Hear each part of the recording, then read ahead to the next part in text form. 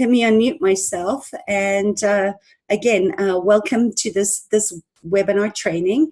My name is Sarah Jane Farrell, and I am a trust doctor, or a root cause resolver.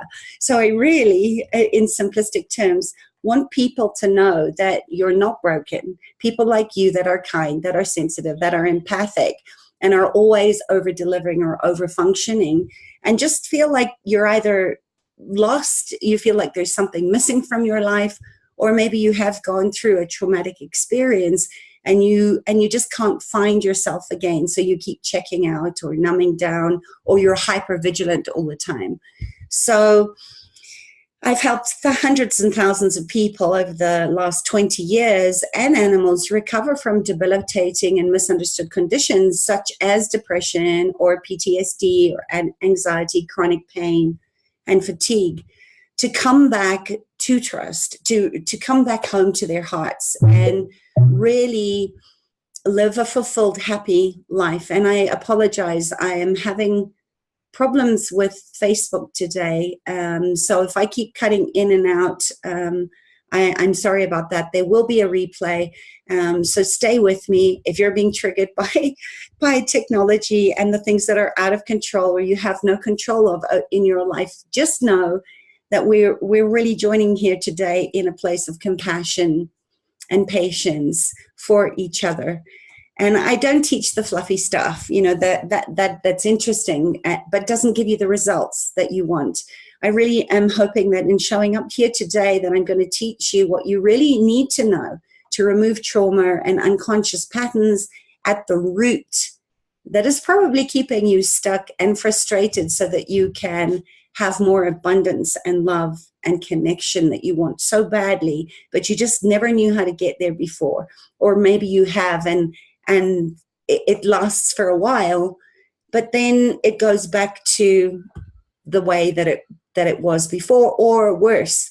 So I was nudged to offer this training because there's been a lot of people speaking about trauma, about feeling like they're constantly numbed out, or just can't get things going. And again, I apologize. I'm gonna stop this recording, and I'm actually gonna put it on to my computer and see if we can get this better. So I hope that you'll join. I am sorry for technology.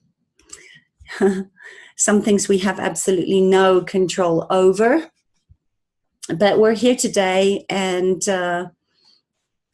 I want to specifically talk to something that's been coming up a lot for some of my clients in conversation with the increase in violent crime in South Africa, and just in my work, where a lot of people are feeling very, very distraught because things just feel a little bit off, and they're not sure how to come back to that. And as I said earlier, I'm on a mission to keep kind people like you in a place where you can return to trust, trusting yourself, trusting in life, trusting in the universe, and trusting that you can create your own safety regardless of what trauma you've been through.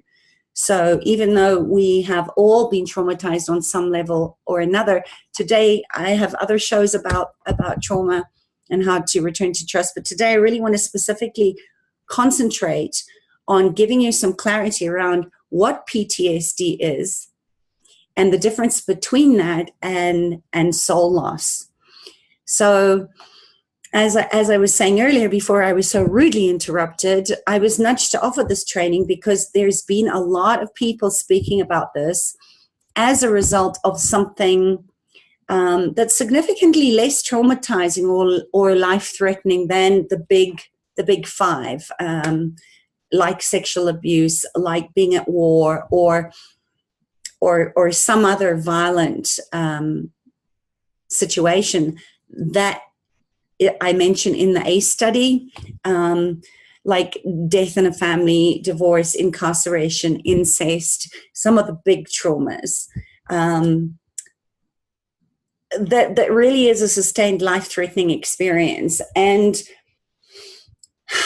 you know, this bothers me because I find that a lot of people have reached this sort of common vernacular that any time that we jump out of our body. So that's the virtual vibrational reality systems. It's the shock and trauma systems where our nervous system gets into a hyper-aroused state. And unlike animals, because we have a prefrontal lobe, because we think about things and we replay abuse or trauma over and over in our minds, looking for a different scenario, we often don't allow ourselves to go at our body's pace to experience and shake off the trauma, which is the somatic experiencing work of Peter Levine. And when we're jumping out of our body and it doesn't feel good, it's becoming very generalized, as PTSD. And PTSD is an issue of the soul in my awareness, not of the mind, and it's not just a psychiatric disorder. So when we define something as a disorder, we miss the simplicity of what it is as one diagnosed with PTSD, or in helping other people that have true PTSD and are stuck in that trauma. And I believe that the better we can understand that PTSD is not a great unsolvable mystery, then we can alleviate a lot of this unnecessary suffering right now for those who feel trapped in PTSD, return to their everyday life with a sense of connection and normalcy. When we can understand that where there is PTSD, there is always soul loss. And I'm not saying that every moment of soul loss creates PTSD, but when there is a situation of PTSD, there is always some level of soul loss. Excuse me. So if we include energy medicine or shamanic practice and healing as part of the whole body, mind, spirit path of healing, I truly believe that we can then begin to bring relief to those who are suffering and have survived terrible ordeals. We can start to resolve the anxiety, the panic attacks, the feeling of walking around like a dead person, and a lot of the addiction in which their lives have been threatened, or to feeling like there's a constant threat of being physically harmed or of death. And I know that I've been there myself many times. I grew up in Zimbabwe during a bush war, and there was always that edginess to the whole collective, because we traveled in convoys. The airplanes were being shot out of the sky. We'd be swimming and bombs were going off, or they were mortar, shelling over, and you could see the mortars flying in the air. So I come from a childhood where there was a lot of that hypervigilance that I was picking up from the environment, from my parents. My father was in the army. My older sister, who's quite a lot older than me, had boyfriends that were being shot up and killed in the war. So death was always a very near possibility. And I'm not, that's something where you can experience that and not be affected. That's why I talked about this in other videos where, two people can have the same experience of a car crash, and the one gets out and carries on with their lives, and the other one has a complete health crisis and breaks down, and it shows up in many different ways. So the important thing about this is that it's not just about getting triggered by unresolved trauma in your past, which is not PTSD. And this is why I want to clear up these 5 myths as to what PTSD isn't, and why we need to begin to encourage those that have true PTSD going on in their minds, in their hearts, in their souls, to step beyond the boundaries of psychology and psychiatry, and not to ignore them, but to move beyond those boundaries into the parallel dimensions and the alternative healing modalities of soul retrieval. And this is the work of the shamanic spiral path, where we're going back into trust, and we're going back into coming home to that connection and that real sense of being connected with our spidey senses and our heart, and being able to discern what's rational or irrational fear. Give me 1 second. I want to just see if I can, because I'm not actually seeing the comments on my phone. So if any of that relates to you, if you have a question, I want you to just check in with yourself before we really dive into the juiciness of this. And again, forgive me 1 second. I just want to see if there are any of you commenting on here. I see there's 2 of you online, which is great. All right, but I can't seem to get a connection on my phone. So technology. Oh boy. Let me see if I can just pull up Facebook again to see your comments and your questions. All righty. Sorry, guys. This is real life. You can't make this stuff up, huh? And that's so weird. I think I could have just disconnected you guys on my phone here.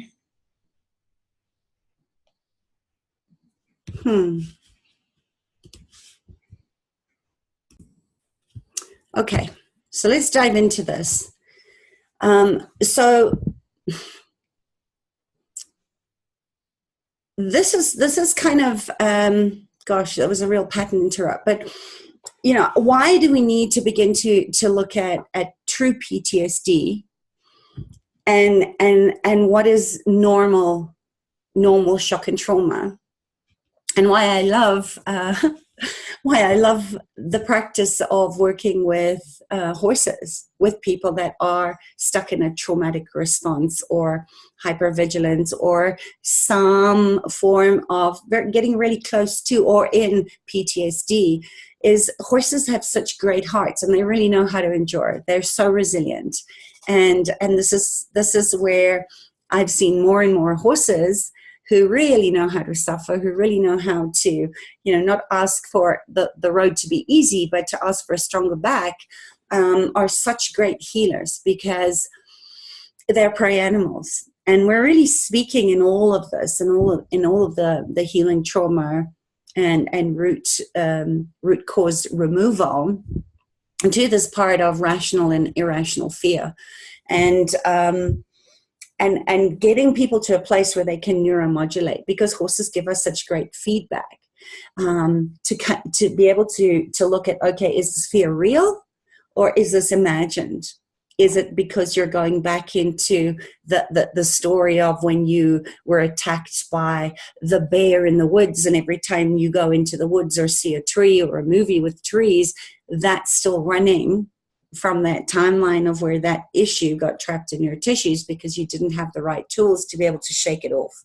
So, you know, this is really important, not just for the person that is suffering from some type of PTSD, but also for the people that are around them, because everybody that's affected by the extreme, and I'm talking about the very extreme emotional states now of people that are stuck in that they're very volatile, that the rage just comes out of nowhere, that they actually scare others chronically, and that can potentially create PTSD in their partners and their children when they're in that for a chronic, unpredictable, toxic stress, when that sort of stretches out of every day of kind of holding your breath or treading on eggshells because you don't know when that person's going to be set off and if your life is going to be in danger.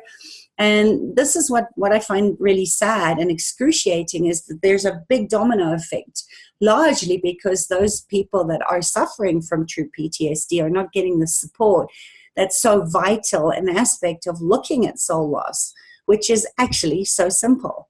Because when we can integrate and put back the parts that were traumatized and integrate them into the whole, put them back where they belong, if we refuse to get the soul retrieval part with the right tool for the job, this is going to cause problems that escalate. And it seems, you know, very hard for people, especially those that have followed a Cartesian approach or the drug approach, and are not acknowledging PTSD as soul loss. And it's the soul loss that causes the PTSD. And this is the beauty of this work. When you can really start to look at the physical world, it's a lot easier. So if you work with your hands, if you're a carpenter or a painter, you know that with the right tools for the job, it makes your job easy and effortless. But with the wrong tools, it makes it harder than it needs to be, and it ends up being a mess. So let me know. Give me a yes in the comments if this is making sense to you. I wish I could see the comments. All right, Dave, Sharon, hi. Please invite your friends to watch and join us here, because these conversations and these trainings are always so much easier when we're in it together. So I want to just check in with you now, and let me know if you can relate to that sometimes you know what the issue is in your tissue, and you're using all the tools and you maybe get a little bit of relief, but then it goes back and it hits you like you've been smacked by the back end of a bus. So just let me know if you can relate to that. I just want to see if I can see the comments, because I'm not seeing the comments on here. So are there any questions so far in regards to what I've spoken about so far? Is this all making sense? I'm just trying to see if I can get my dang phone. All right, 2 comments. Good. Let's have a look here. Okay. I think I could have just disconnected so far. Okay. All right, great, Dave. Davey. That's great to know. So I'm just going to carry on. So why does it matter that people are claiming to have PTSD when actually they're just reacting to unresolved issues with their mother or their father or their siblings or their boss at work? So if we look back 40 years ago, when I was just a little kid, at depression, and my father was a 3rd-generation alcoholic, and only later on in life, before his death, did I actually realize and have the tools, the right tools in the toolbox to assist and support my father, to actually recognize that there was nothing wrong with him, that the alcoholism was not his genetics, but it was a coping mechanism, because in those days, if you were mentally ill, and his father and his father's father had all suffered from severe depression, so chronic depression. And I'm almost certain my father was bipolar, and I was given that label as well at one point when I was a medical mystery to the world. But in those days, it was shameful to admit that you felt depressed, especially if you were a man, right? You're not, men don't do feelings for a reason, because it wasn't safe for them to feel. They just had to sort of soldier on. And even being in the army, they teach you how to sort of block your heart and defend yourself, even in the way that they stance and the way that they move. And it's a total disconnect from the heart and the heart energy and the heart brain. So it was a no-no back in the day when I was a child that you said you suffered from depression, because that meant that you were mentally unstable, and that was that you weren't safe to be around. And remember, we have that predator-prey aspect in us, where the predator-prey aspect is saying, this person doesn't feel safe. This person is dangerous, when they don't know where they are going or who they are. And you want to get the hell away from that. So even before that time, to be mentally unstable meant you were locked up, you were put in a straitjacket, you had a piece of wood in your mouth and you were shocked, the shock treatment, or you had a frontal lobotomy. And yet people were still in that state of total disconnect. And you certainly didn't want to admit that you were going to a therapist or seeing a therapist, because that the judgment was that you were weak or you were not safe to be around.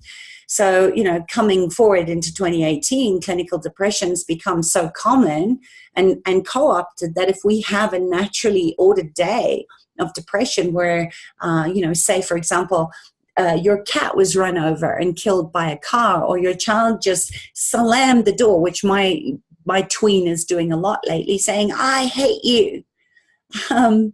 that would be an appropriate response to feel low and to feel really sad and depressed about it, to go into those sort of lower energies of, oh my gosh, what have I done? And then those destructive implants of blame and shame and regret all sort of start rearing up. But that's just a natural response. It's temporary. And it also gives us feedback to be able to look at, okay, what could I do differently here?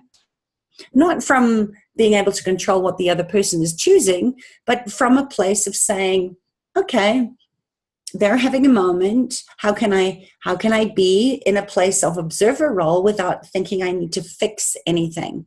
So if you've been following me for a while, I speak a lot about seeing the gift in depression. And when it's not depression, but rather a bodily response where you've been pushing maybe yourself to the limit, where you've been burning the candle at both ends and you're not getting enough sleep and you're not practicing any self-care. Maybe you're not eating properly, grabbing the takeouts and the non-nutritional fast foods, and you're living on coffee and whatever. And because your body is saying, it's calling it quits, and it's tired and lethargic because you've overdone it, your body's going, gosh, your body feels depressed. It's saying, could you stop? Could you push pause on the world? Nobody's going to die. Could you take a time out and have some deep rest? So I love the play on words. And for me, depression is not always depression.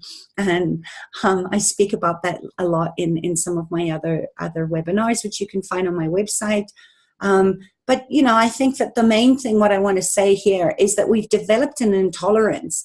We've stopped listening to the innate intelligence of our body's consciousness.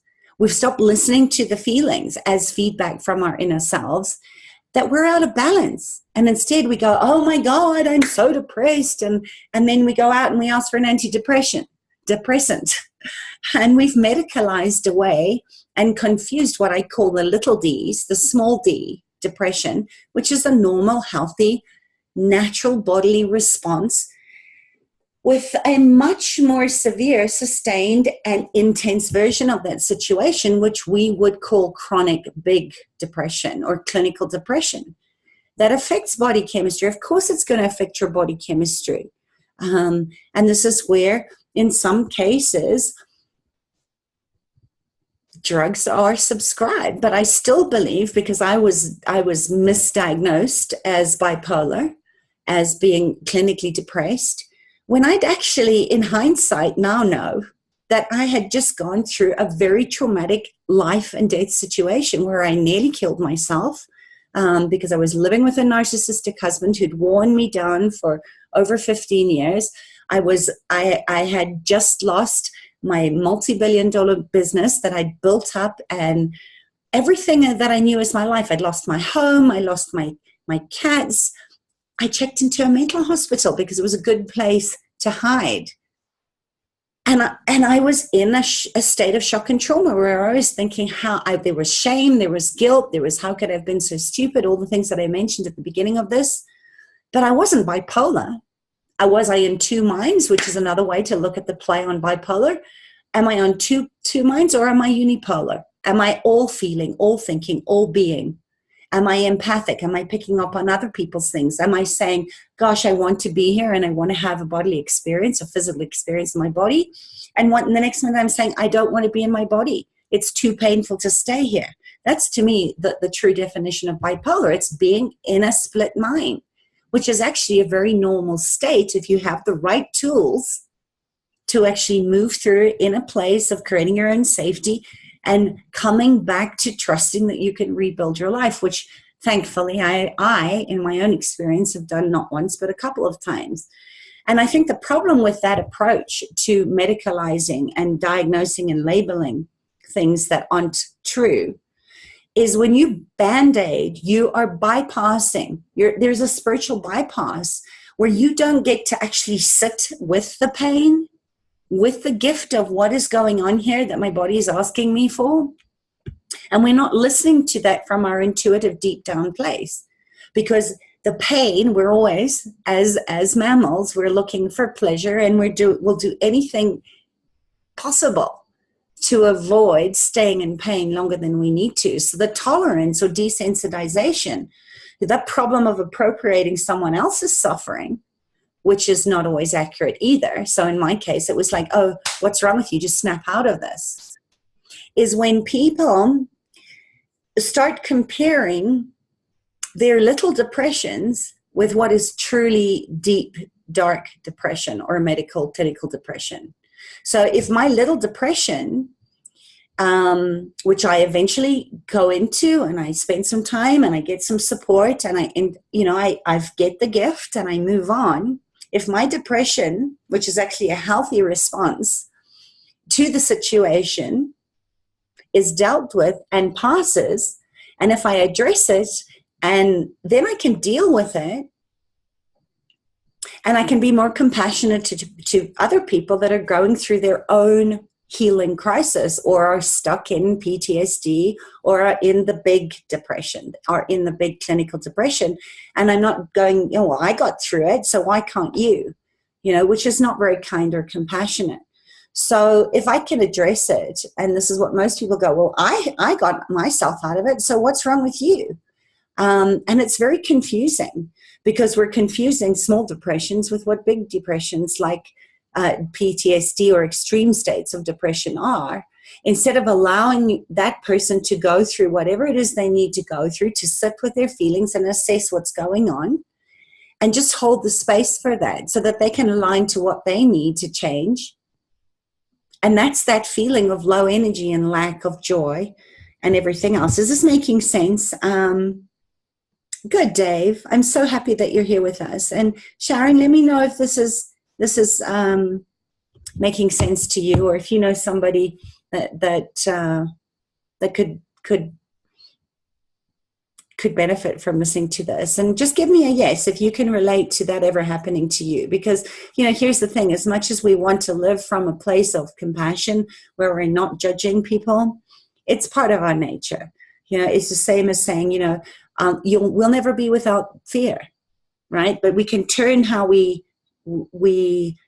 look at fear into a place that can be deeply healing and very transformational. So it's really about widening our perspective, which is why I wanted to do this call. So just know, we're not looking for blame. We're not wanting to make ourselves feel bad about this. We just are wanting to acknowledge that they're not, the small depression and the big depression are not the same thing. And here's the thing, when we start to lose compassion for those people that are suffering from PTSD or are in a chronic healing crisis of the mind, of the mental or emotional aspect, even the body aspect, when we normalize anything and we appropriate the extreme state, we lose compassion for those in those extreme states and the path that they need to walk. You can't walk in anybody else's shoes. That's why I say the kindest part that love would do, I always ask, what would love do here? And it's hard, I know, because we do care, is to watch somebody else suffering and we want to swoop in and tell them everything's going to be okay. And that's not very kind, okay? That doesn't support and help them. And I think this is where we misdiagnose and we misrepresent the path that we're all on or that others are on. That and the thing is that we can't do this as practitioners if we're not able to hold space for our own selves, right? Where we have judged, or where we've perhaps made our clients wrong for not getting better or not getting the results that you wanted. It's not your process. It's not up to you. And this is where we actually misdiagnose this in the first place. So let's just be really clear between the difference between depression as part of a healthy response to a situation as being something different to what is now being called clinical depression, and that the distinction between a range of human experiences and emotions, which are all problematic, actually, at the end of the day, they're all going to create problems down the line and they need to be dealt with in a healthy way. So I'm hoping that by the end of this time together, that you're going to have a lot more clarity and discernment with that. And to just know that that everything is simply a range of experiences that, left unresolved, can end up in that state of extreme distress, which is labeled PTSD.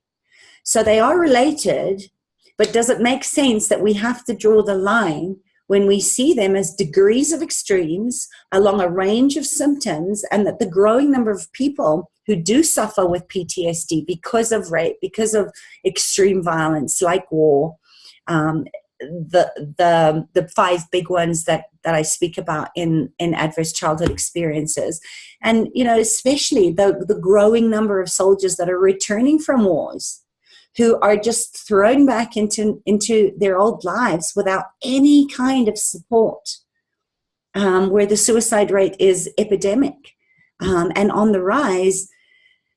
And they want, it warrants this diagnosis because they're trapped in the syndrome, and they need our compassion, and they also need to be guided and supported to an integrative healthcare system, which is deeply lacking, that can include some of these alternative energy healing modalities and things like somatic experiences that Peter Levine talks about, like TRE, which again, a lot of people are trying to use TRE, for example, to deal with the small traumas or the big traumas, when it was actually created for people that were in war-torn countries, people that had experienced these big shock and trauma systems. So we have to be very mindful of getting the right tool. And we also have to look at how can we support these people that are in true PTSD to do the soul retrieval work and get the lifestyle support, like good sleep, getting a good live diet, supporting a good healthy gut microbiome, having connection with people, and going at the body's pace, because that's what's going to assist them in transforming through this situation. There is no bypass here. We have to go through it. We have to feel in order to heal, and we have to feel it on viscerally in our physical bodies, not just trying to figure it out in the mind. That never works. So we've got to address all levels of healing, from the body, mind, the spirit, the heart, the Shen. And we have to look at the commitments on those 5 levels as well as the financial commitment, which is a big one, and probably why the average healthcare system out there doesn't have the finances to support people in getting this kind of work. So, there are some great organizations out there. As I said, there's some wonderful people that are starting to work with war veterans, with horses. I know in prisons they're starting to get the inmates to care for abandoned or abused animals, because without the lack of compassion, without the touch, without the honoring of somebody else's process or animal's process, nothing is ever going to change. So that is my sense of why it matters. Is that we need to heal. We need to first heal ourselves and do our own inner work, and in order to offer healing to others, whether they're humans or animals. And also because this problem is getting bigger, because we're not addressing it very well. So let's look at this full spectrum. We live in a culture that doesn't initiate its teenagers into adulthood in a healthy way. And it's because of this fundamental failure culturally around much of the world. I'm not saying all of the world, but I'm saying the majority of countries in the world are missing this piece. And because of that, we're moving through our teens into adulthood with unresolved childhood wounds. So who on this call, I'm just curious to just take a breath there and just ask any of you that are on this call or listening to the replay, have any of you taken the ACE test, Rodney? Yeah, that's amazing, Davey. So give me a yes, Rodney, Sharon, anyone else that's listening to this. Let me know if you've actually ever taken the ACE test. Just give me a yes or a 1 in the comments, or put down how many ACEs that when you did the test, what your ACE score was. Just put that in the comment if you could. And if you want to know, if you don't know what I'm talking about, the adverse childhood experience test that actually came by absolute default by Kaiser Permanente, Vincent and Folletti, in a weight loss program. All the information, when you take that test over on my website, I'll post the link later. I go into where it came from and why, what they found, which was groundbreaking in mental health, when they started to look at adverse childhood experiences, or what I like to coin as chronic, unpredictable, toxic stress. So it's not looking at the big traumas inclusively. We're looking at the big traumas and the small, chronic, toxic, unpredictable stress of, being a child in a home where your parent couldn't protect you because that you were afraid of the alcoholic parent, and you couldn't run and you couldn't fight, so you go into freeze state. So, that is the first step that you can take, is take the ACE test. Start educating yourself to know that your biography becomes your biology, unless you actually start to look at how can you resolve this. And when you do, that's how you start to heal. So, all right. So I'm not seeing any comments there. So what happens, getting back to what we were talking about, is being ever so generous. Because we do not go through this rite of passage of our ancestors, who really were connected to the earth and connected to everything, is that life, being ever so generous to us and gracious, gives us many, many situations and people and spaces continuously that trigger our memory of these unresolved childhood issues. Make sense? Because at the very source, at the beginning of every unresolved childhood issue, the implicit memory is us. It's a little piece of our energy that is still trapped back in that timeline, that is playing out that pattern in our adult life. We're not in charge. The child part that's stuck in the trauma is actually running our lives. So I always laugh. My husband used to say to me, with my stepdaughter, when we were having some challenges, he said, "You're the adult, she's the child." But in that moment of being triggered by whatever she was doing in that situation, I was not the adult. I was meeting my child at that point, at that level that her child was on, because there was some unresolved trauma there. So I just want to check in with you and see how you're doing. So give me an okay in the comments, or a no if you're not doing well or you're not following me. If you have a question, just let me know. And while I wait for you to type that in, I want to do just a quick orienting exercise that you can use any time that you may be wanting to check out or distract yourself from sitting with your feelings, that maybe even just listening to me talk about this stuff might be triggering you. Okay? Sound like a plan? All right. So I want you to just rub your hands together. And I want you to just look around the room. This is what we call orienting in my nervous system reboot, my Out of the Blues program. And it really is just looking around the room, even if your heart is beating really fast, or you've had a recall of a bad memory, tuning into the sound. So right now I can hear the cars whizzing by. I can hear my dogs running on the tennis court outside. And you're just orienting yourself to the room. And you're noticing the sounds, and you know that you are completely safe. You are in control. You could take a sip of water, just check in with your body. And just know that you are safe here. And this is a great way to just come back to your senses when you start tripping out or leaving your body, or going, zoning out into the past, looking for visible proof of why you can't trust yourself to stay here now. So just give me a thumbs up emoji or down if that's helpful. And, we need to hydrate ourselves.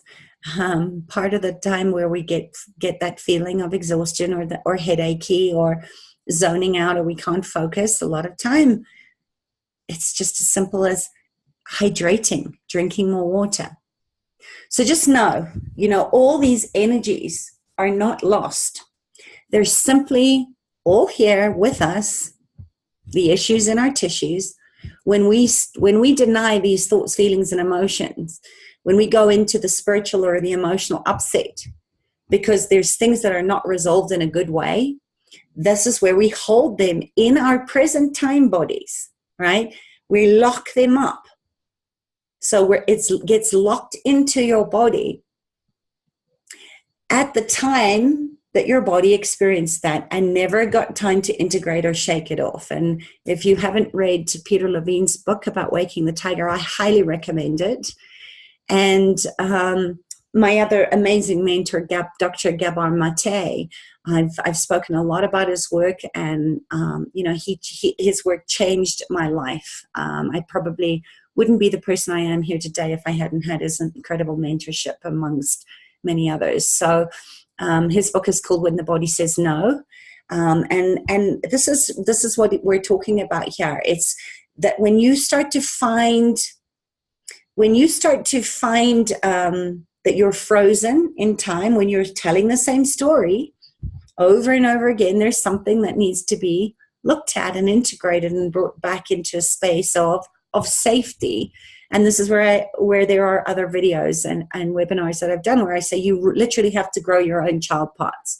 You have to be the secure attachment, the paternal or maternal figure that maybe wasn't there to create safety for you as a child. You need to be that safety for your child parts. And I go into this a lot in my mindfulness change process, where we go back on the timeline and we go back and we actually find those parts in the story and we rewrite those stories in a healthy way so that you can integrate the parts and then start to live your life from the present.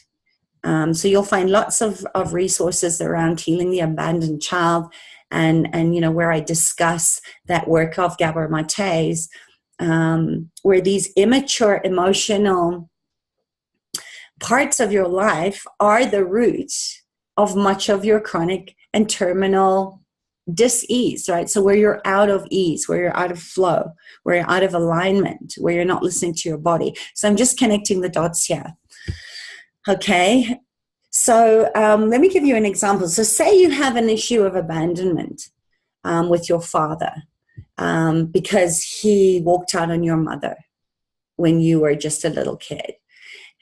Life is going to give you ample opportunities as you grow to project that story of what happened in your current relationship, right? Where you're looking for evidence, you're looking to see whether you're worthy of love, you're looking to be right, where you can say, you see, everybody I love leaves me, and you close your heart. Or perhaps on the other extreme, you keep attracting men who are narcissistic, so you're in a codependent and narcissistic relationship because your father wasn't there when you needed him.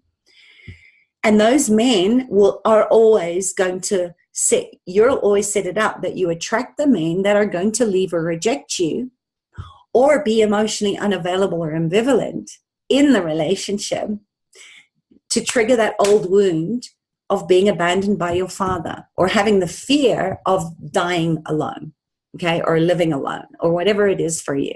And I think we can all relate to some kind of story like that. So then you have the choice. You can go in a healthy place of either you sit with the child part at the age that your father walked out on you and your mother, and you have a conversation with that child and you ask her as the grown-up what she needs or what he needs in that situation.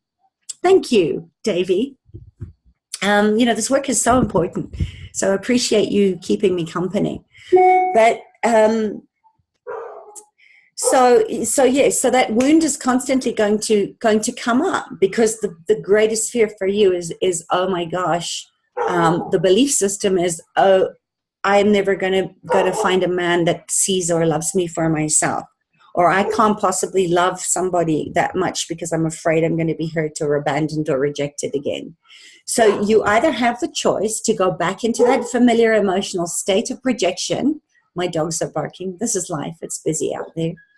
And you start accusing the people that are in your life now of abandoning you again. Or you can recognize that when you project that story onto people in your life, that you are feeling 7 again, and that you're acting out from that very frightened, hurt 7-year-old that was left, and not just left by her father, but then had to fill the gap to be the good girl, right? So these are the coping mechanisms that we have to make sure that the parent staying behind doesn't leave you either. And this is where we give ourselves up, and there is an aspect of soul loss there. So, you know, in that moment, you've just got to realize that if you're lashing out of hurt or fear, you're not lashing out as the grown-up. You're back at the time or at the age, which in that example I gave you was, you know, the 7-year-old, when your dad left you and your mother.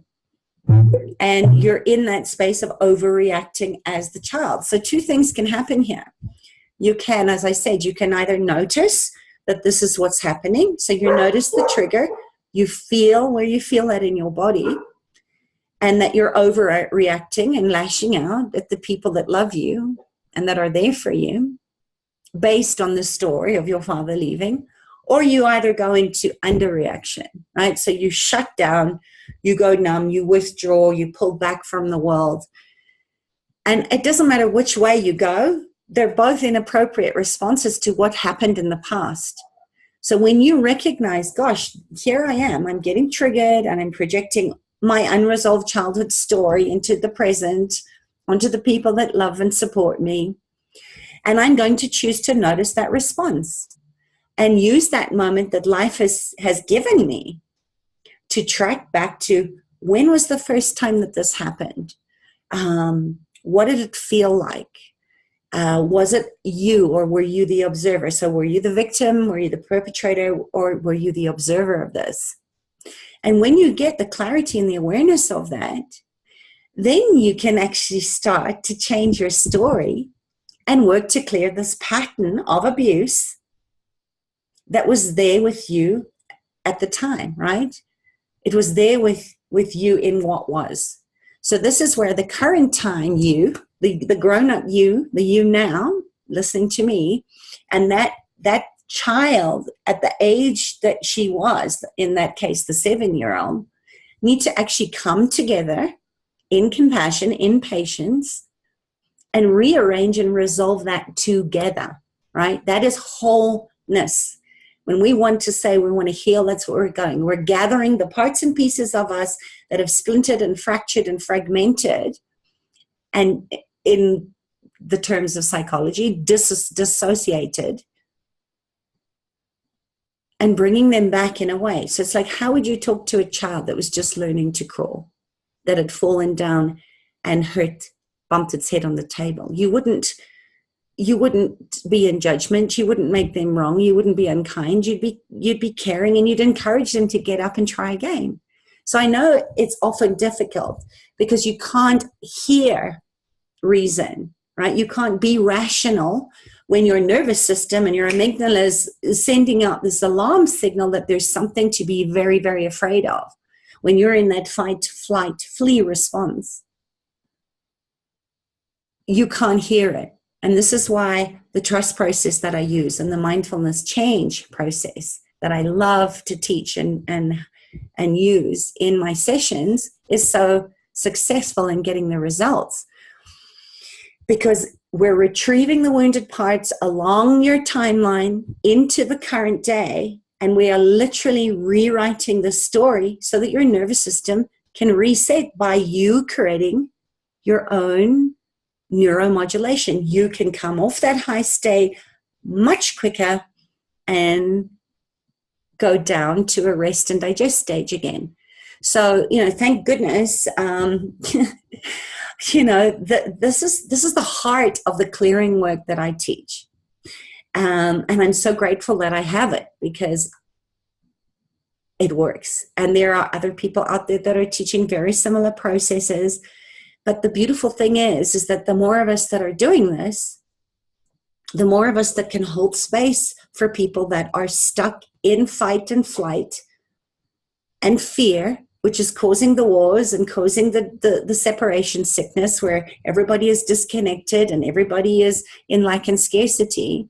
And we're just beginning to figure out that this is what needs to happen. So I'm excited. And you know, if you're interested in learning my trust process or how I use the mindfulness change process, I would be thrilled to show you how to use it, because the more of us that are out there, the faster that we can change this and get back to a sustainable planet where love and kindness and compassion are the normal operating systems, not what we're seeing as the crazy, insane asylum that we're all committed to and nobody knows it, called planet Earth right now. So, you know, the point of this is that when we project this onto others, you know, this place of hurt, when we lash out like that, we're not present. So I hope you get that. You know, you're not present in the now. On a very subtle level, that is nowhere near the traumatic level of disconnect that is part of PTSD. So getting triggered, even if it makes you leave your body and go into a total panic attack by everyday life into childhood patterns that you carry within you, for the most part, we're not talking about soul loss. Okay? That's not PTSD. It's actually life being life. It's part of being human. It's part of being in the human experience. And a lot of times I think this sort of pursuit of happiness can also be looked at as big a distractor implant, right? Anything that takes you out of being present with feeling what you're feeling now, because you think you should be happy or you think you should be ecstatic or in your bliss, when actually it's time for deep rest, right? It's time to come down and be quiet and spend time alone in the cave, as Joseph Campbell calls it.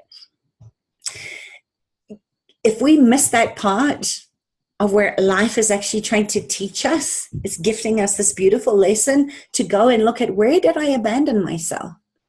And how would love respond in that situation? And where do you need to go back and be accountable for yourself? It has nothing to do with PTSD. It's a beautiful healing process and practice on a subtle level. If you practice, if you exercise the right to use that compassionate muscle, when you are able to sit in the waiting room with those feelings, then you can do it for other people.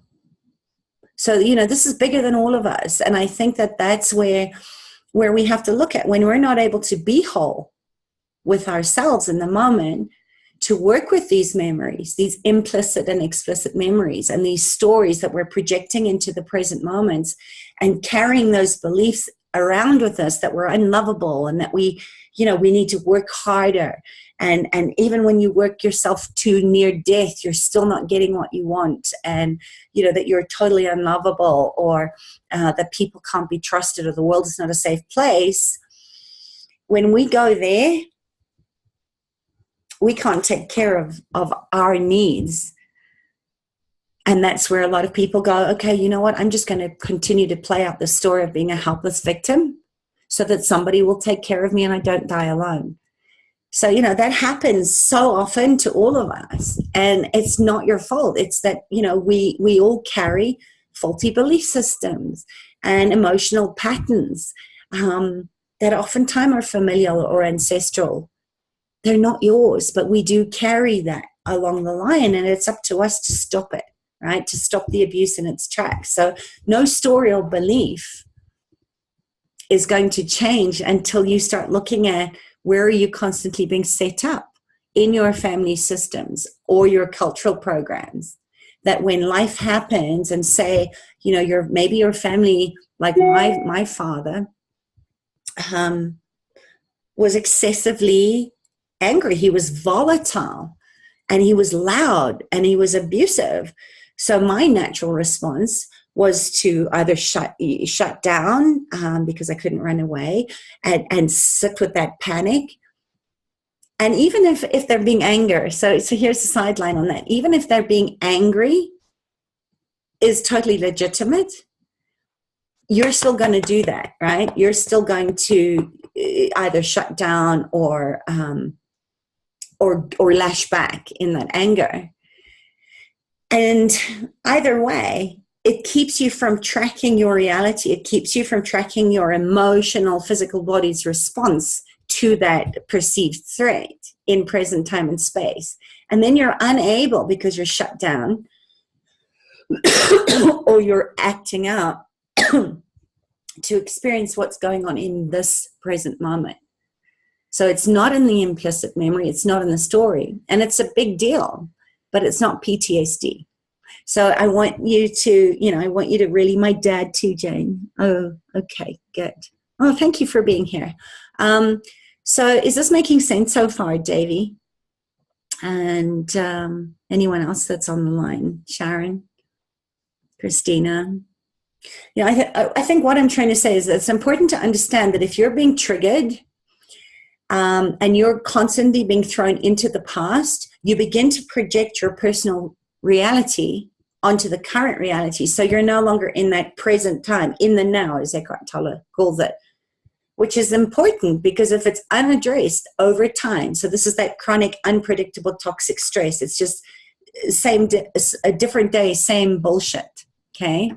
And it carries on. And eventually that whole dynamic of that toxicity in the stress is of what's going on is going to start showing up as PTSD.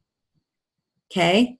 So if we're doing our personal clearing work, if we're cultivating compassion, if we're going into the shadows, if we're finding the gift in letting our bodies have the experience somatically and going at our body's pace, then we're going to have more compassion, not just for ourselves, but for those people that are in PTSD or are in some kind of healing crisis or situation. And we're going to be able to hold space for them without getting involved in their story or, reacting in a PTSD situation. And I think one of the biggest issues with that syndrome is being able to trust other people to hold space. I know that even when I was doing a lot of the work, if I couldn't feel safe, if the practitioner or the healer that I was in, if I didn't feel like they could hold a sense of safety in the environment for me, I couldn't get deep down enough to do the deep work. And this is where being able to trust others to hold that space when they're completely flipping out and totally out of control, just like a dog, the sort of fear aggression that I see in animals. They can't hear you when their nervous system is on high like that. They just can't. So using the trust process and being able to say, I've got this, you can be peaceful now, is the first step before we even start engaging in any kind of interspecies communication or two-way dialogue. Does that make sense? I hope so. So, this is where a lot of times when that person is flipping into extreme states of rage or fear or aggression, like we was talking about, whether it's a person or an animal, we're really talking about people here because animals, I don't believe, hold on to PTSD because they work through this naturally when they have the space to do that. But it's very easy when someone goes into a state like that it triggers everybody else around them. And if you're doing the work, then you can see what's really going on and you can see where you need to hold that space in a good way. So, I'm not saying in an overbearing way, which actually curls my toes to just think of it because it's happened to me before. And a lot of my clients and my patients have said, it's not that space of, oh, love and light, it's just in your mind, patting you on the back and telling you everything's going to be okay and saying, oh, you know what, let me just give you a hug. To me, that's not very kind. It's actually quite abusive.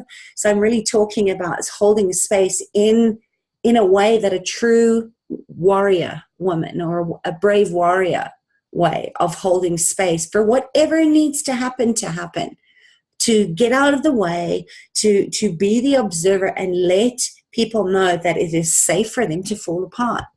So often people just need somebody to listen. They're not asking you to fix them. And I talk about this a lot in the narcissistic and the attachment styles trainings that I've done.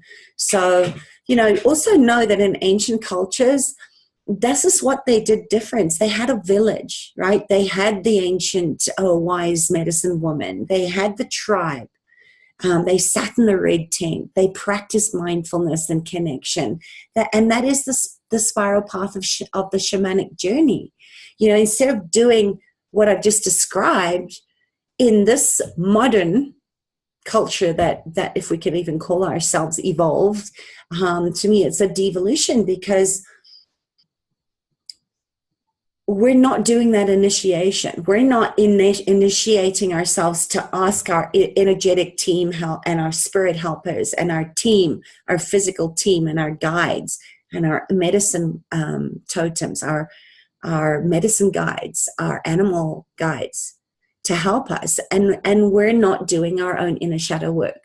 So we need to be clearing, we need to be doing our clearing work.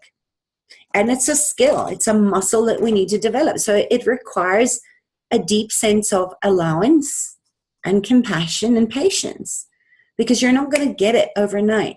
We're looking for incremental, small 1-degree shifts, because ultimately that's where we see the big change. That's where we see the spontaneous healings.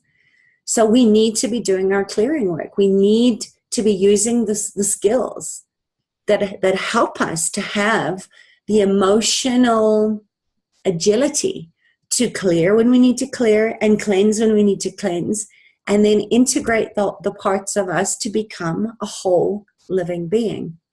Okay, and I spoke about this again the other day, so go back and listen to that, because I see this is very dangerous too in a lot of modalities. Some of them I got, went full hook, line, and sinker into. But they say, oh, just clear it. Just run this verbal clearing 20 times before you go to bed and everything will be fine. And then when we wake up in the morning and it feels worse, or it doesn't feel better, or it's a little bit better, and then we go back and that train wreck of being stuck on this Mobius strip, you can't clear things that need to be cleansed. And you can't cleanse before something has been cleared. So we need to be able to hold ourselves in that space and be willing to trust that our body's going to give us the feedback, and also trust that we have the people in our lives that can see us and not get overly involved in our healing crisis, right? And we need to be able and willing to commit to do our own deep work. I think ultimately that's really what I wanted to impart, is that we have to grow up our own child parts and not check out or overreact, but to really feel and engage with our emotions in a responsible way, and then initiate our own children, if we're growing our children, or, to grow up to be healthy, conscious adults by being very, very clear on what it means to be responsible as a grown-up. And, that then a lot of time what I often see if we're not doing this work is what people do is they disconnect from those parts that they judge as not accessible, right? As a society, as a collective, we're marginalizing the parts of ourselves because we disconnect. And we disconnect because we're afraid that if we actually stayed with it, that we'd be rejected or judged as wrong by others. So that's the first part of what happens. And then once we've done that, if we're still not going into that lifeline of, okay, what needs to change here, then we go on further into creating shadow selves, right? The alter ego, the split personality, which is now totally inaccessible to us, but it's still present energetically in our sphere of influence that we've cut off from. Making sense? Give me a heart, give me a yes, give me a thumbs up if you have any question. I'll just take a breath and see if he could be able to heal to feel. Absolutely. Yeah, absolutely, Davey. You've got to be able to feel safe before you can actually start to let all of this unwind and unravel and dissipate, and then bring all the pieces back together. This is what this is the beauty of soul retrieval, is that there is a specific way to do this, and not everybody is the same. So there's no one size fits all here. So just know, that when we go into the dissociation and we reject ourselves, that is the biggest abuse of all, is that we actually violate the sanctity of our own hearts, of our own spirit. And then we go into creating shadow selves because that's so inaccessible. We can't get it back again. But just know that the parts aren't lost, right? They're just stuck in your tissues. Remember, we talked about the issues in your tissues earlier. So when we're at that sort of extreme age of our energy being with us in time and space, when the disassociated self is there, that's where we truly get out of our bodies. And then the next step is soul loss. So just remember, childhood wounds, marginalizing ourselves, disassociating ourselves, the shadow, the self that we create, they're not at the core of PTSD or soul loss, okay? But they're still problematic, and we need to be very clear about that and know how to address where the energy is, where are we holding it in our bodies, and then how do we work with it? Because it's never going to be the same thing for every experience. However, if we are at that sort of stage where we're so panicked, we're in that shock and trauma system, it's literally like, and your heart's pounding and your palms are sweaty and you almost feel like you're going to pass out. Okay, so that's that sort of stage on the ventral dorsal, the vagal tone. This is where there's a part of the vagus nerve that specifically does that. When our lives are being threatened, this is where we play lemming, right? Where we play dead, because in nature, in animals don't want dead prey; they want live prey. So there's a healthy aspect to that. But when we leave our bodies, but we stay still close enough to be watching what's going on, and I see this a lot in sexual abuse. Where people go on later and they still feel like there's no intimacy, and ultimately there's an aspect of their lovers leaving or their marriages dissolving, because no matter what the partner does or how safe they make them feel, they haven't cleared this old trauma from their bodies. So in the act of copulation, the person goes into the trauma response that's triggered of the rape or the sexual abuse. And it literally is like that old saying of making love to a sack of potatoes, right? Because there's no life in the body. You, the infinite being, you, the life force, leaves the body to suffer the perceived abuse of the rape in your current situation of a loving relationship, which you have a partner that loves you and wants you to experience orgasmic sex with. And you're the being or outside of the body watching your body have sex. So, this is what I call soul loss, because it's a part of ourself that gets lost. We're getting into soul loss, and potentially if that isn't addressed, then we're going into that PTSD territory. So every soul loss, just remember, every soul loss does not necessarily cause PTSD, but all soul loss has PTSD in it. Make sense? I'm looking at my phone here just to check because I can't see the comments on the computer. So I'm hoping this is making sense. I mean, this is huge, and this is why it doesn't have to be complicated to come back from PTSD, from a state of disassociation.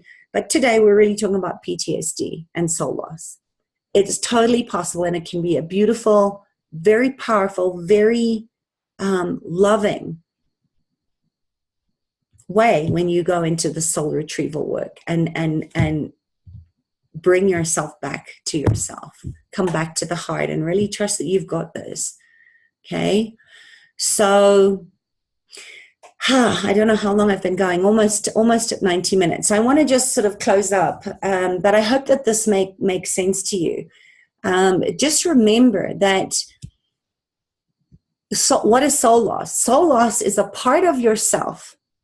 It's a part of ourselves that's disconnected from it's stuck, okay? It's stuck in a traumatic memory. And it's so hidden because it was so painful at the time And when we're not processing our emotions or shaking off trauma in a healthy way, we store it in our bodies. We store it in the denser organs most of the time, in our fascia, which is why Rolfing and structural integration, it plays a big part in my work as well. Before we start working on the skeletal system, right? The fascia is what holds our body up.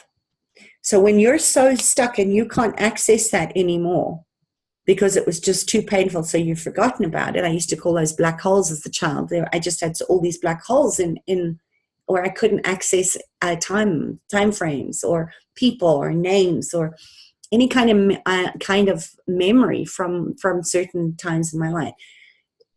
It involves a higher state of fear. Okay, it's a fear of life. It's a life or death. It's a threatening situation, and it can happen on a physical, a mental, a spiritual, or an emotional level. This fear of death of a soul, death of the life that you once knew, right? Not just physical death.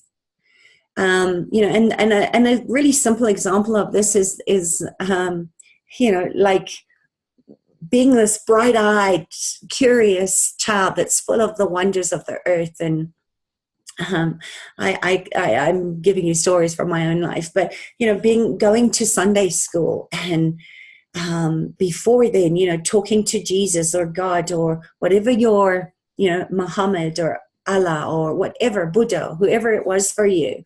And then, now let's just stick to Jesus for now, seeing it's Easter time. And then you go to Sunday school and you're told you're not allowed to talk to Jesus. Only the priests are allowed to do that. And if you carry on doing that, if you keep talking to Jesus, you're going to be punished. And these are the adults that are supposed to keep you safe that are saying this to you. And as a child that you're dependent on these adults in your life to feed and clothe you and keep you safe. So what do?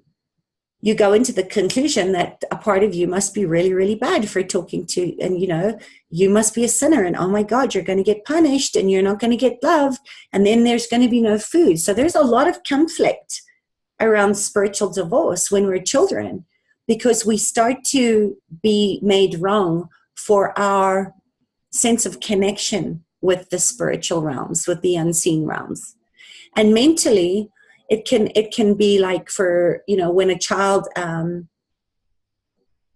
got ridiculed to death almost for this. People used to make fun and tease me, including my own sisters and my own family, because I was always talking to rocks, and I was crying when the car was being sold, and telling the car that it was going to be okay, and speaking to the Devitt kingdom in the spirit world. And I could see energies of people that were no longer there. And I could have conversations with animals.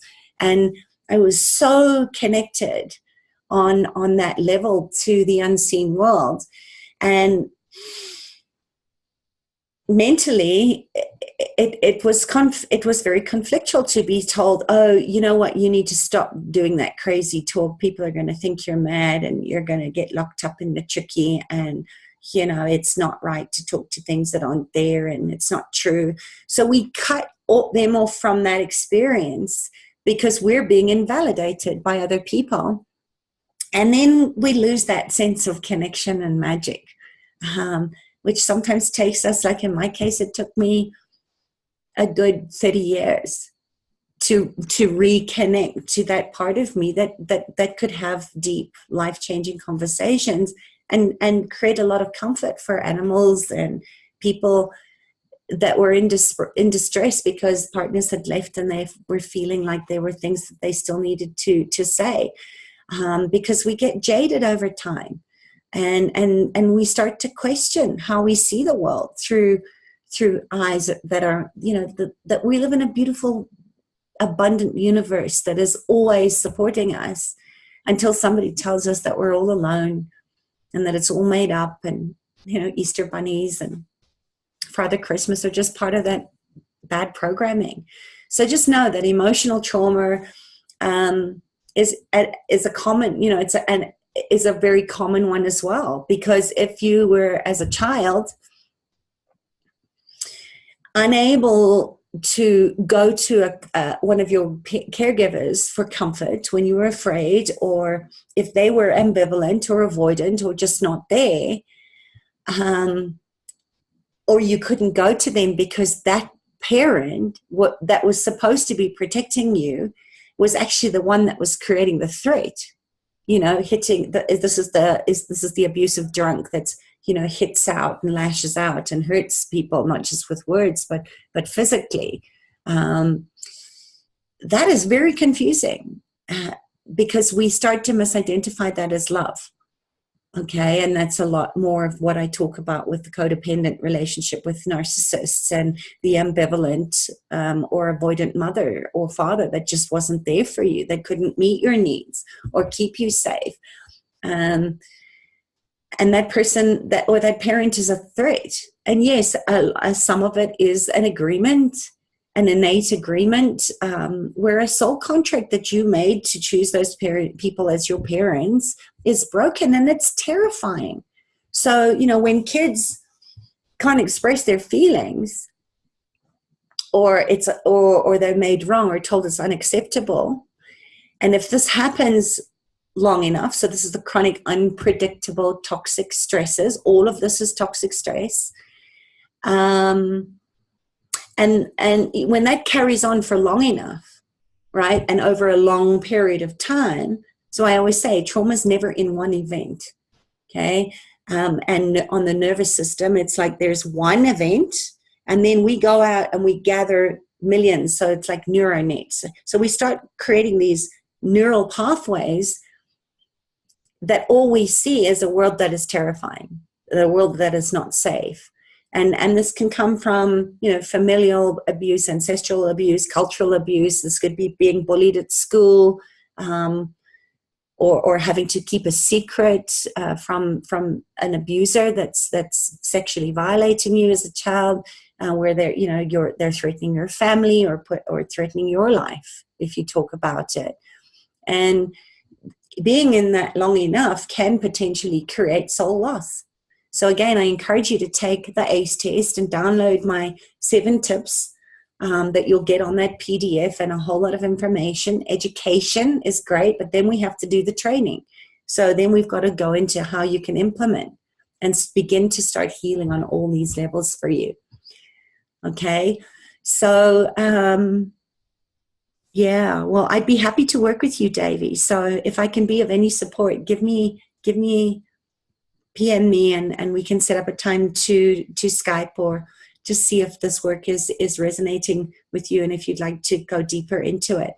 So just remember, what happens a lot of time is that on any of those levels, emotional, mental, physical, spiritual, or financial, right? Because that is another abuse.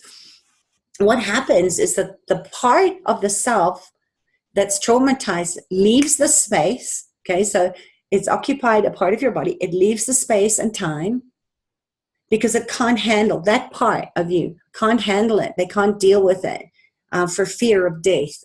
So it leaves, it fragments, it splinters off. And in most cases, when we do soul loss really, really well, that part leaves entirely. Okay, this is when we can't access it again because we've buried it so deep within our psyche and into our bodies. And we forget about it. And we adapt, and how do we do that? Well, we try fill the part that's empty from the part when it left, and we try fill a hole with energy to protect it. And we do this. We create coping patterns and addictive behaviors to try fill in that void, right? Because it just feels like you're missing something. And you can't quite put your finger on it. So most of the time when I'm listening to my clients and their languaging, it's just like, I know, but I don't know what it is. When I kind of start hearing that, yes, something's off, but I can't quite put my finger on it. When I hear people say, they don't know who they are anymore, they don't know where their joy's gone, most of the time, that's where we've gone into creating coping patterns, and this is the addictive behavior, where we're trying to fill it in. And this could be repetitive behavior. This is the hair plucking, or the skin picking, or the washing our hands. It's all the OCD, obsessive compulsive sort of behaviors that we put in there because it's too scary to sit with the feelings of that. And for me, perfectionism, any of the isms, workaholism, alcoholism, any of them. It's not necessarily always substance abuse. In fact, most of the people that I say, it's not substance abuse. It's the isms of other things. And then this is where all of a sudden, I'll see somebody in their 40s or 50s that's got chronic fibromyalgia or ME or early signs of what looks like early onset dementia, because those parts don't want to be here anymore because they're missing the parts that are gone. So Alzheimer's, dementia for me is soul, on some level, the side effect, the symptom of soul loss. Because the longing for the parts that you don't know where they are or how to access them again are it's like dying of a broken heart, literally. So you start to fade away because you're missing the parts so much. I hope that makes sense. So just know we do our very best to develop habitual behaviors and we're leaking energy like crazy. And as a result of that, over time, okay, it's never all of a sudden. And this is where if we don't heal our biography becomes our biology later on in life. Okay. And I want you to know, if you get anything out of this, know that you can heal, but you have to feel in order to heal, and you need to get support. So if you're listening and you have PTSD, you can see we've already started moving closer to your experience by, when we start talking about soul loss. But again, remember that not every experience of soul loss creates PTSD. It's really important to understand that there are other things that are there, like I've just mentioned, but it's not soul loss all the time. So losing other parts of your bodies, it's important to know that there are some things where you lose your energy body, or your etheric or your etheric body. We have many, many bodies. We have body, head, countenances, endeavors. We're made up in this experience of physical form, but we're not just our physical body. So it's important to know that, yes, we have energy or power loss, and we need to know that we can have energy and power retrieval too. And this is what we're talking about, that, the power loss oftentimes is when we lose our protection and our guidance from the unseen realms, the spirit guides, who are there to help us in our co-creation of living our legacy of the best, being the best that we possibly can be, and fulfilling our soul contracts in a way that is fulfilling, that we know that our life matters, that we can trust that we've made some kind of difference, that we've lived well. And not wait until we're near death before we start doing this work. Because when you have no physical energy in your body, it's really difficult to do this work. So doing the work while you are healthy. And just remember too, energy and power loss, they don't normally result in PTSD, but all three of those that I just mentioned are things that can be resolved through soul retrieval, which is where the complement of shamanic or energy medicine and those practitioners who practice that can support you in doing this in a way that's simple and honoring and kind, okay? Because they're using the right tools. So just remember too, you don't have to believe in woo, if that's what you want to call it. I've had people that, say that this conflicts their religion. I don't care what your religion is. All I care, I don't care what your beliefs are about shamans or the unseen realm, or whether you believe you incarnate or not. That's the job of your practitioner. She needs to believe, or he needs to believe in that. It's your job to just show up and talk to the parts when that process is complete. Talk to the parts when they come back. Integrate it. And then you do need to do the repair.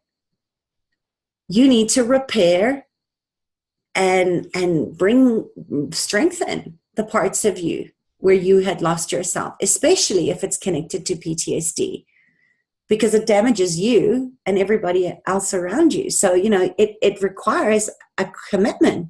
It requires that you get really honest with yourself and commit to do the work, because no one else can do the work.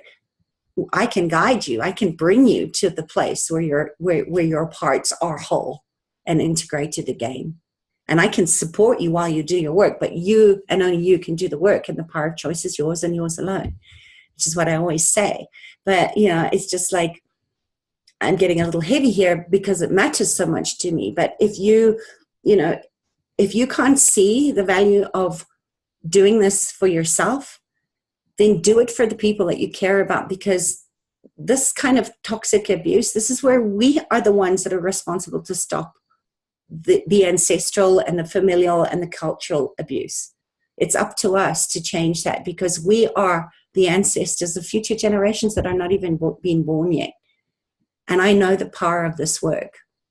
So, we think of it like this. We all talk to ourselves all the time. We don't need the wicked stepmother in our heads. We are constantly throwing a litany of judgment and abuse at our bodies and through our internal saboteur voice all the time. So you're already talking to yourself all day, every day.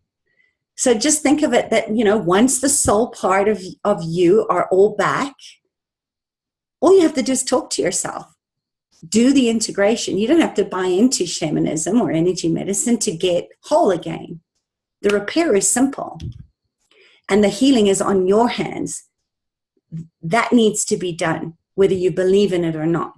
And to me, it's just unacceptable to not take responsibility for the damage that it causes to not get this part handled to the people that you love the most, to other people in your life. So, it has nothing to do with religion or politics. We're all damaged. We've all suffered trauma on one level or another. And we can all get back to being whole. If we want to make a difference in the planet, start there.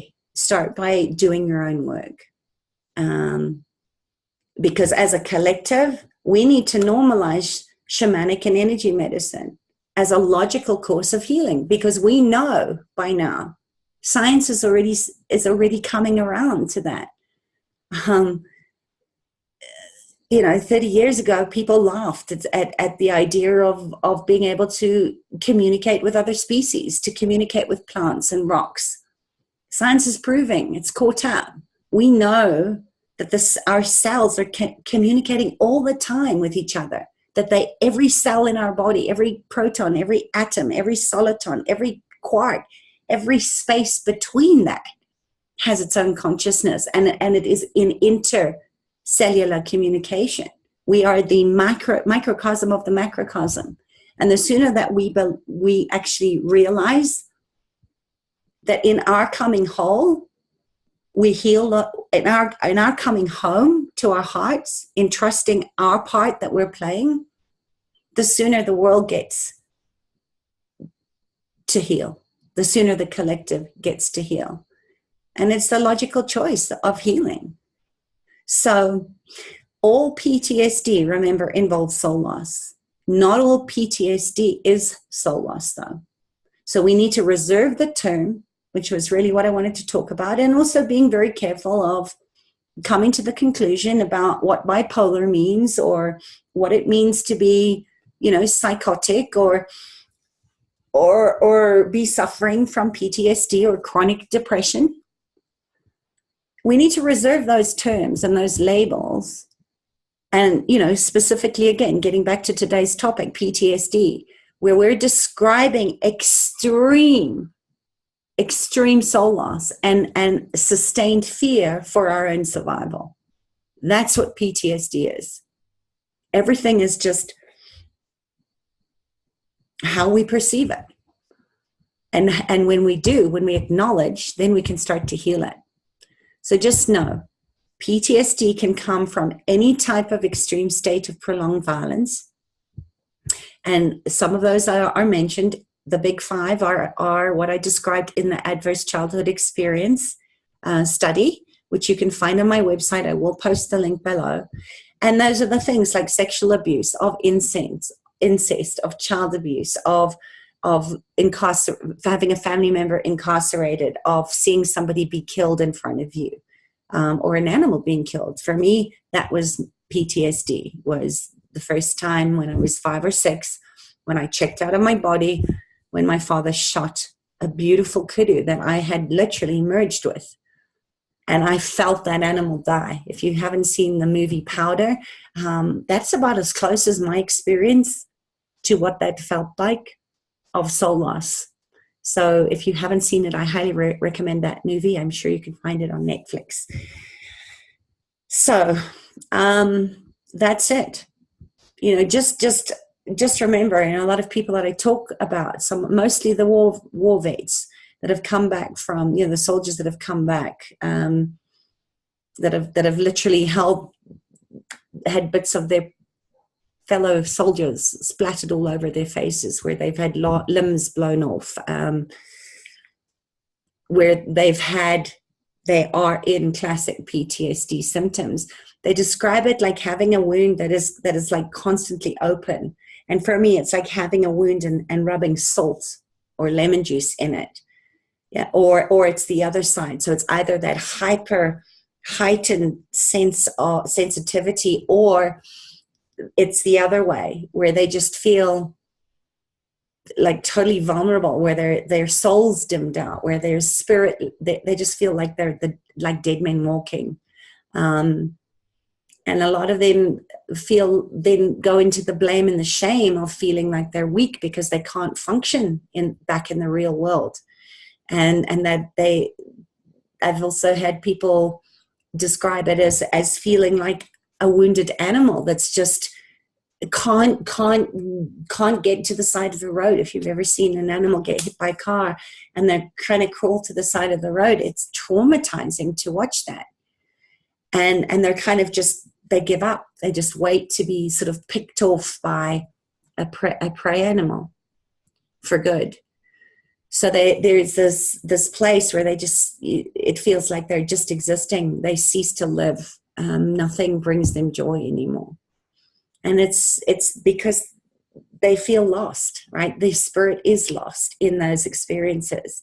And because it's a soul loss, and the issue is that the feelings are combined with that extreme moment of kind of being shoved out of the present moment and back into that trauma of the past story, right? That experience is because part of you is still in the suffering. It's stuck in that time. It's like a time warp. And you're constantly replaying it over and over and over again. And as your guide, it's my job to put you back into your body where you belong. So, I've been on the battlefield many, many times in my Gestalt tracking, in my processes, for the purpose of retrieving the soul of one of my clients. And because I'm not there physically, I'm not in harm's way. So I can go into those places of the greatest human suffering, and I can find that part of you or someone that you know, and bring you back and put you back into your body, bring you back into your heart, return you to trust. And that's what I want more than anything. I want you to stay in your body, and I want you to return to trusting yourself, trusting that you're enough, trusting that it's safe to stay in your body, in this life, in the now. And not all practitioners will handle this level of soul loss. And I want to be aware of saying that, because I haven't worked with everybody, but I have heard some quite distressing stories, just as I have around people that are doing work that they shouldn't be doing because they don't have the experience or the tools to be doing that work. It's like my mother used to get really angry because she said, and she taught kids to swim for 50 years. She was a champion swimmer. She knew how to swim really, really well. And people would dig a swimming pool and go, oh, I'm going to teach children to swim, and they'd get traumatized because they didn't know what they were doing, those kids. And my mother would end up having to repair that damage and restoring trust that swimming could be a fun thing. So just know, not all practitioners will handle this kind of level of soul loss. And I want to just leave you with this. So what questions can you ask, or should you be asking? Just as I say the same thing about before you hire an animal communicator. Or an animal behaviorist, you need to ask certain questions, and then trust your gut. Above all, trust your gut, because your body will always tell you what's like true for you. But some of the questions that you maybe want to ask is, how do they handle or deal with violence, whether that is violent movies on TV, whether that is watching violence in the streets or in their communities. And a good key, whether they're going to be able to hold that space of safety for you, is if they say, oh, no, I can't bear to watch that stuff. Facebook is traumatizing. I often find that I have to be very aware of setting boundaries up when I'm sort of looking on Facebook, because a lot of the images and the violence that is perpetrated on innocents, on sentience, on animals, on children, it just makes me want to cry. But crying is not a helpful place, and neither is avoiding it and pretending that it's not there. So asking a practitioner that you're thinking of dealing with how they handle violence is going to give you a very good indication of whether they can do this sort of level of soul retrieval work. Because if they can't hold space for themselves, they won't be able to hold space for your experience either.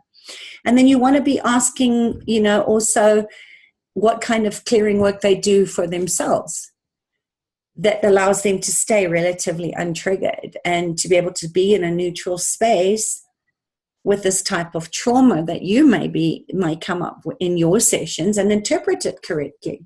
I've got moths and things coming in here. So you want to ask them, what kind of work do you do, and get really curious about that. And then also look at what type of follow-up work or services do they offer you after you've had a mindfulness change process. For example, with me, there is continual support in check-ins and availability to me. You have access to me after that, because I know that that's when the work really begins. That's when you have to do your work. And I want my clients to have that 100% guarantee that I'm going to be by their side to help them to integrate the work, and also support other people that they might be working with in their recovery.